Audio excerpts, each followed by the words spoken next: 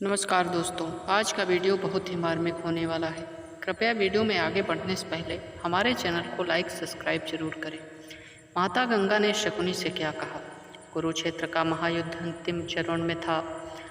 चारों ओर लाशें बिखरी पड़ी थीं, रक्त से धरती लाल हो चुकी थी, हवा से कराहे की गूंज आ रही थी। इसी बीच माता गंगा का दिव्य सुर गूंज उठा, जो मात्र शकुनी तक पहुंचा।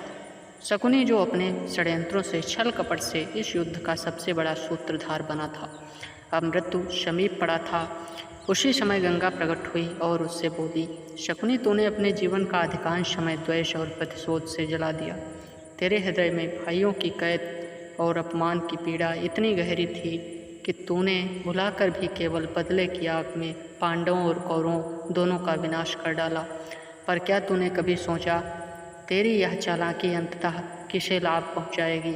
क्या तेरे परिवार का विनाश रुक पाया? नहीं, तेरा वंश भी मिट गया।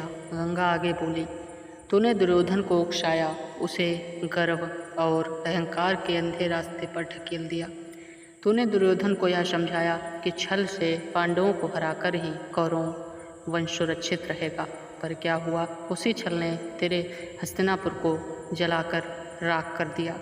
भीष्म, द्रोण, कर्ण जैसे महान योद्धा भी तेरे षड्यंत्रों से शिकार हुए और आज उनका अंत हो चुका है। शकुनी कमजोर स्वर में बोला, माता, मेरा हृदय प्रतिशोध से भरा था। गंगा, गंधार की कैद, मेरे परिवार का नाश, मेरे अपमान ने मुझे पांडवों की ओर कौरवों दोनों के विरुद्ध विद्रोह बना दिया। मैंने सोचा, अगर युद्ध होगा तो दोनों कुल समाप्त होंगे और मेरी प्रतिशोध की आग शांत होगी। गंगा गंभीर स्वर में बोली, बेटा, प्रतिशोध की आग कभी शांत नहीं होती। यह आग सिर्फ भस्म करती है, दूसरों को भी और स्वयं को भी। तू अपने दुख को धर्म और सत्य की राह पर चलकर शांत में बदल सकता था। तू न्याय की पुकार बन सकता था, पर तूने छल का रास्ता चुना। यही तेरी सबसे बड़ी भूल है। याद रख, धर्म की नींव पर ही संसार चलता है और अधर्म चाहे कितना ही चतुर क्यों न हो, अंततः उसका विनाश निश्चित है। गंगा की वाणी में भी कठोर हो उठी। शकुनी, तूने स्त्री अपमान जैसी घृणित योजना से भी भाग लिया।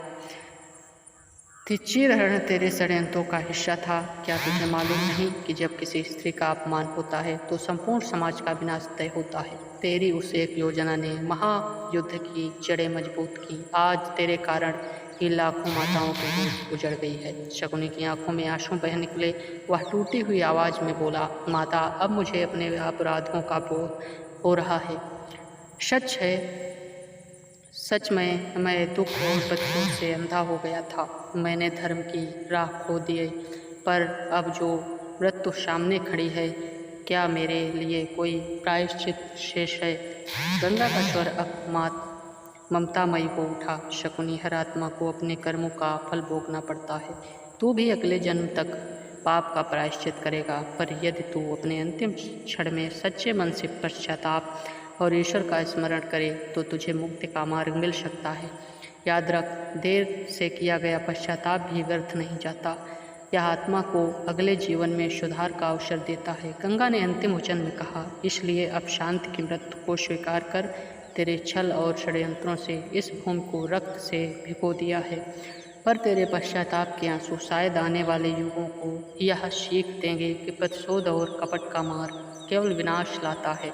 सत्य और धर्म ही जीवन का आधार है। इन वचनों को सुनते हुए शकुनी ने अपनी थकी हुई आँख बंद कर ली। उसका चेहरा पीड़ा से नहीं बल्कि एक हल्की शांति से ढक गया। दोस्तों, यह कथा यही संदेश देती है कि धोखे, प्रतिशोध और छल से केवल विनाश मिलता है, जबकि धर्म और सत्य से ही जीवन की स्थिरता और शांति प्राप्त होती है। दोस्तों, आज का वीडियो इतना ही।